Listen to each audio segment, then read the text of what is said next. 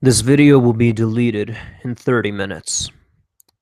I don't know how to enable comments or live comments or any of that for Google Hangouts, so you're just going to have to listen to me say what I have to say. The video is going to be deleted again in 30 minutes, so people mirror it, and you'll be able to comment there. So, why did you trust her?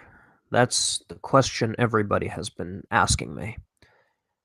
And, well, I guess this hangout is a bit of a misnomer because I didn't trust her. I worked with her, or I tried to work with her. But, you know, if you watch Noel Plum's video, you'll know how that worked out. But why even approach her? And in general, why do I approach the community that seems to have a predilection for doing this sort of thing? Why do that? Why even give them the benefit of the doubt? Why do that shit? I mean, are you retarded? Do you not know what she did to Thunderfoot? Do you not know about the other shit that she was doing? And of course I knew, and I condemned it. I hated it. And it's difficult for me to express in a manner that's, I guess, I don't know, adequate for a scientifically minded person. Which is weird because that's kind of me, but I feel like the best way to express my feelings toward this, what I was doing and why I was doing this, I think it can be best expressed with this tweet that J.K. Rowling recently sent out. And it was actually an extended tweet. It's going to be a little long. I'm going to be reading it. Now it's going to be sort of the bulk of this whole thing. It's called "Why Dumbledore Went to the Hilltop." If you know nothing about Harry Potter, this is all going to sound like gibberish to you, so you might as well just quit out. Ditto for those of you who have no idea what this is about. This is just some bullshit drama. Don't worry about it. Science videos are coming later. This is just crap, so don't worry about it. So, this is what she wrote, and she was writing about the Israeli cultural boycott and why she opposed it. So I'm going to read what she wrote, and I'm gonna ask you to try to apply these principles she's talking about to the situation that took place. Maybe then there'll be a little bit better insight as to why I did what I did. And again, the title of this is "Why Dumbledore Went to the Hilltop." So, here we go. I've received a lot of messages over the past few days that use my fictional characters to make points about the Israeli cold cut. This isn't a complaint. Characters belong to the readers as well as to me, and each has their own life in the heads of those who have read them. Sometimes the inner lives of characters, as imagined by readers, are not what I imagined for that, but the joy of books is that we all make our own mental cast. I've always enjoyed hearing about versions of Potter characters that exist in heads other than mine. Many of the messages I've received in the last few days have included variations on the theme, "Talking wouldn't stop the Wizarding War," and as far as that goes, it's true. Talking alone would not have stopped the Wizarding War, and talking alone didn't. Voldemort believed that non-wizards were subhuman, so it's valid to draw comparisons between Voldemort and any real human being who regards other races, religions, or sexualities as inferior. It would indeed have been a fool's errand to try and talk Voldemort or Bellatrix Lestrange into laying down their wands for love of their fellow humans.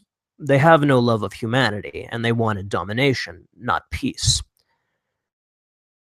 Above, and I stand by it, that every reader has the right to his or her own version of my characters. However, there is one central point about the Potter stories that is not negotiable. We can't pretend that it isn't there, or that it doesn't matter, when it is the crux of the books and in many ways the key to the story. It is also a point that, to my knowledge, I get a lot of messages, so I cannot swear to it. has been lost in the many comparisons of Israel to Death Eaters. In the final book, Deathly Hallows, when many hidden things come to the surface, there is a scene on a windy hilltop. Dumbledore has been summoned by a Death Eater, Severus Snape.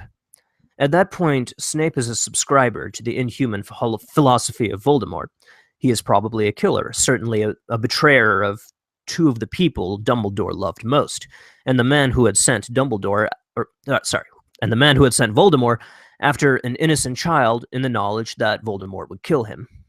Again, to my knowledge, my memory isn't infallible, so forgive me if you did. Nobody has ever asked me, why did Dumbledore go when Snape asked him to go, and why didn't he kill him on sight when he got there?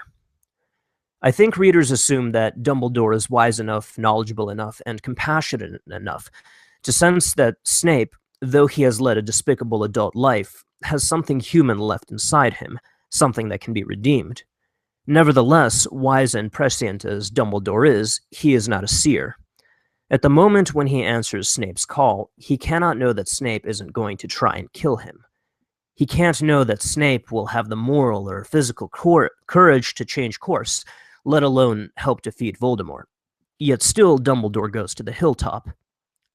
I'm going to digress very slightly here, but there is a related point that bears making. Among the messages drawing parallels between the Potter books and Israel have been quite a few saying that Harry would be disappointed or Harry wouldn't understand my position. Those people are right, but only up to a clearly defined point. The Harry of 6.5 books might not understand. Harry is reckless and angry for a considerable portion of those 6.5 books, and he has my wholehearted sympathy. He has lost his family, he has had burdens put upon him that he never wanted, and he has been stigmatized all through his adolescence for carrying a scar left on him by a killer. There comes a moment in the final book, though, when Harry, whose natural inclination is to fight, to rush to action, to lead from the front, is forced to stop and consider the cryptic message the dead Dumbledore has left him. Unfortunately, this message runs counter to everything that Harry believes is necessary to win the war. He wants to race Voldemort to a deadly weapon, but Dumbledore has arranged things so that, while Harry will know that the weapon exists, he will also suspect that taking the weapon is the wrong thing to do. Harry cannot understand why using that weapon would be harmful, yet, grudgingly, he decides to act against his own instinct, and according to what he believes are Dumbledore's wishes. The decision sits uncomfortably with him.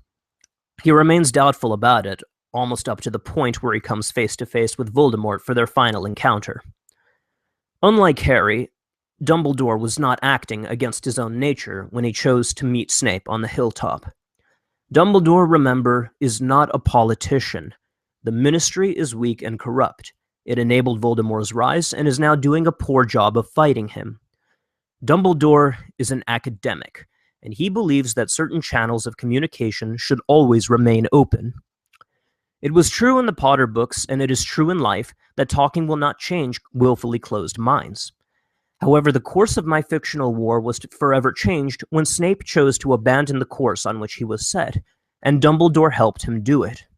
Theirs was a partnership without which Harry's willingness to fight would have been pointless.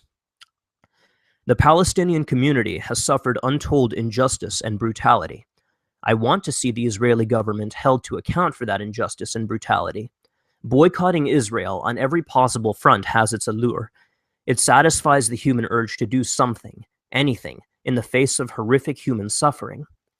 What sits uncomfortably with me is that severing contact with Israel's cultural and academic community means refusing to engage with some of the Israelis who are most pro-Palestine and most critical of Israel's government. Those are voices I'd like to hear amplified, not silenced. A cultural boycott places immovable barriers between artists and academics who want to talk to each other, understand each other, and work side by side for peace. I believe in the power of projects like, and she starts listing these different projects, these international projects that were academic and artistic. And then she goes on and says, I think it is a tragedy when medical research like this, and she provides an example, is prevented. I genuinely don't take it in ill part when you send me counter-arguments framed in terms of the Potter books. All books dealing with morality can be picked apart for those lines and themes that best suit the arguer's perspective. I can only say that a full discussion of morality within the series is impossible without examining Dumbledore's actions, because he is the moral heart of the books. He did not consider all weapons equal, and he was prepared, always, to go to the hilltop.